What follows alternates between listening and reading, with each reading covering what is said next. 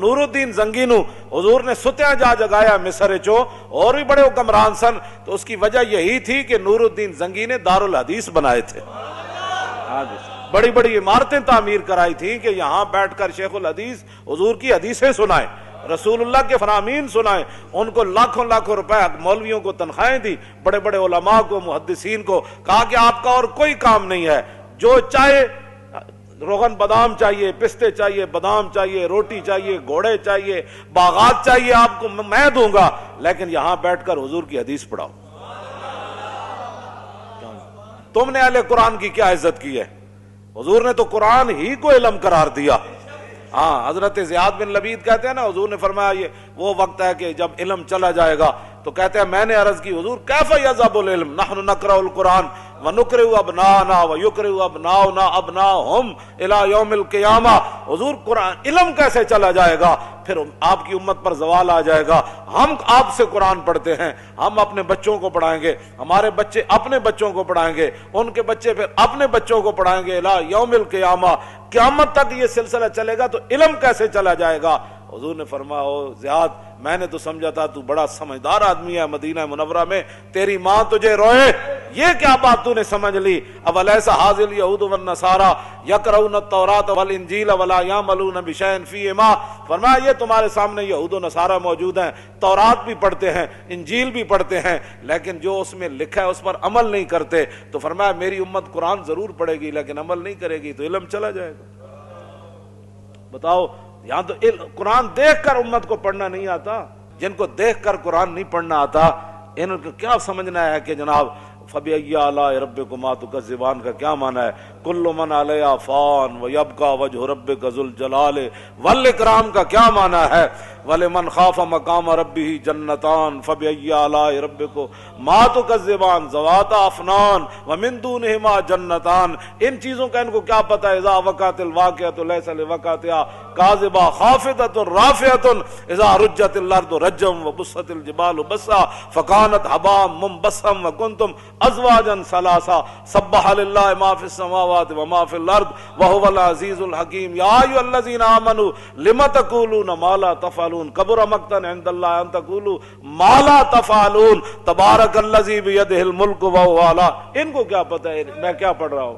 ہاں جی، جب آپ نے خود ہی قرآن کے ساتھ ایسے کیا، بال کندھا بیان میں نقطہ توحید تو آ سکتا ہے، تیرے دماغ میں بت خانہ ہو تو کیا کہیے؟ جہاں میں بندہ حر کے مشاہدات ہیں کیا، تیری نگاہ غلامانہ ہو تو کیا کہیے؟ اقبال کہندا تینوں پتہ ہی نہیں محمد عربی دے غلاماں دا جناب، ہاں جی، انہاں دی ویکھن دا انداز کیویں تے انہاں دے چلن دا انداز کیویں، انہاں دے رہن دا انداز کیویں، انہاں دے کافراں نال گل کرن دا انداز کیویں، انہاں دا کھان دا انداز کیویں۔ کیوں جی؟ حذیفہ بن یمان اور رومیاں دے دسترخوان تے بیٹھے، ہزاراں نعمتاں پئیاں، روٹی کھاندیاں لقمہ نیچے گر گیا تے آپ جدوں چکن لگے تے نال والےاں نے کیا حضور اے کل نہ کرو، کہ ایک ہی کہن گے کہ نہ روٹی کدی نہیں ویکھی، یہ تھلو لقمے چاہ کے کھاندے، اسی دینا واسطے ہر قسم دے کھانے تیار کیتے، تے آپ نے فرمایا آترو کو سنت رسول اللہ لحاظ الہما کا، فرمایا آپ چلیا میں انہاں واسطے اپنے نبی دی سنت چھڑ دیواں۔ جہاں میں بندہ حر کے مشاہدات ہیں کیا، کیوں جی؟ تیری نگاہ غلامانہ ہو تو کیا کہیے؟ فرمایا تیری نگاہ ہی غلامہ والی، توں کدوں کہ ویکھیا کہ محمود غزنوی کنج آیا تے نور الدین زنگی دارالحدیث کنج بنائے، تو سدا بڑے بڑے مدارس تے جناب اجاڑنا چاہندے ہو، بڑے بڑے مدارس سے تسی اپنے گند داخل کیتے، ہمارا نصاب بھی پڑھاؤ۔ اقبال نے کیا لڑکیاں پڑھ رہی ہیں انگریزی، قوم نے ڈھونڈ لی فلاح کی راہ، یہ ڈرامہ دکھائے گا کیا سین، پردہ اٹھنے کی منتظر ہے نگاہ۔ اقبال کہندا ہے تے وقت آ کے دسے گا نہ کڑیاں انگریزی پڑھ کے نہ کی بڑھیا، کیوں جی؟ کو خوب سمجھتا ہوں کہ یہ زہر ہے وہ کند، کیا فائدہ کچھ اور بھی کہہ کے بنوں معتوب، پہلے بھی خفا مجھ سے تہذیب کے فرزند، کیا چیز ہے آرائش و قیمت میں زیادہ، آزادی نسواں یا زمرد کا گلو بند۔ کہندا میں کہندا میرے نال پہلے بھی بڑے ناراض ہیں اس تہذیب دے فرزند، کہنے لگا میں انہاں دا ہور ہے نا میرے خلاف بک بک، یہ میرے خلاف لوگ نہیں کرتے بک بک، اقبال کہندا میرے خلاف بھی بک بک کر دیں، کیا فائدہ کچھ کہہ کے اور بھی بنوں معتوب، پہلے بھی خفا مجھ سے تہذیب کے فرزند۔ کہتا ہے تہذیب دے بندے پہلے بھی، لیکن یہ خوب سمجھتا ہوں کہ یہ زہر ہے وہ کند۔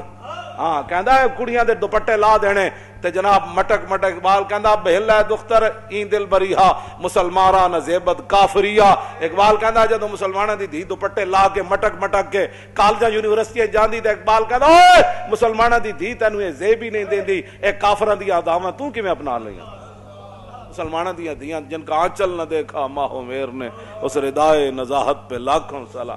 اقبال کہندا جی میں خوب سمجھتا ہوں کیا چیز ہے آرائش و قیمت میں زیادہ, آزادی نسواں یا زمرد کا گلو بند. کہندا میں اس بات کو خوب سمجھتا ہوں کہ کڑیاں دوپٹہ لا دیون ایک قیمتی ہے یا وڈی چادر کر کے ٹرن ایک قیمتی ہے. سارا کچھ تو تسی تباہ کر چھڑیا, تو کی چھڑیا تسی جناب, کی پڑھایا تسی تے جناب 12-14 کلاساں پڑھا کے منڈے نو جناب تسی تے نماز بھی نہ سکھا سکے, تسی تے جناب وہ جنازے دیاں دعاواں بھی نہ سکھا سکے, تسی تے منڈے نو جناب طہارت دے مسائل بھی نہ دس سکے, تسی تے بھی نہ دس سکے کہ وضو دے فرض کتنے, تیمم کس کو کہتے ہیں. جذبہ قرآن زیغمی روبائی است, فقر قرآن اصل شہنشاہی است. اقبال کہندا قرآن تو بغیر شیری دا دعویٰ کرنا اے تے لومڑی دی گل ہے. کہندا قرآن تو بغیر بندہ شیر نہیں بن, جذبہ قرآن زیغمی روبائی است. اقبال کہندا قرآن تو بغیر بندہ کہے میں شیر ہاں, وہ شیر نہیں, وہ تے لومڑی ہے. ہاں جی, فقر قرآن اصل شہنشاہی است. اقبال کہندا قرآن تے پڑھن والا تے قرآن تے عمل کرن والا تے وڈا شیر ہوندا, ہاں او شہنشاہ ہوندا. کیوں جی, او تے شہنشاہ ہوندا, او تے تہ بند بن کے تے جناب میدان او دے چلے جاندے. ایک نے بھی نہیں کیا حضور کپڑے تے دیو, انہاں نوں تے کفن بھی نہ ملے جڑے قرآن پڑھے ہوئے سن شیر, تے جا کے میدان او دے شہید ہو گئے جناب. انہاں کول تے کپڑے بھی پورے کوئی نہیں سن, تو انہاں تے پیٹ تے پتھر بن کے تے میدان خندق کے چلے گئے.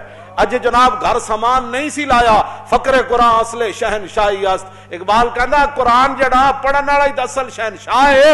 اقبال کہے تے صحابہ جے سامان اتارے بھی نہیں سی اپنے گھوڑے تو تے خچرا تو تے اٹھا تو تے پھر جبریل آ گیا, انہیں کہا جی چلیے بنو قریظہ دی طرف, فقر قرآن اصل شہنشاہی است. اقبال کہندا اے تے شہنشاہ سن.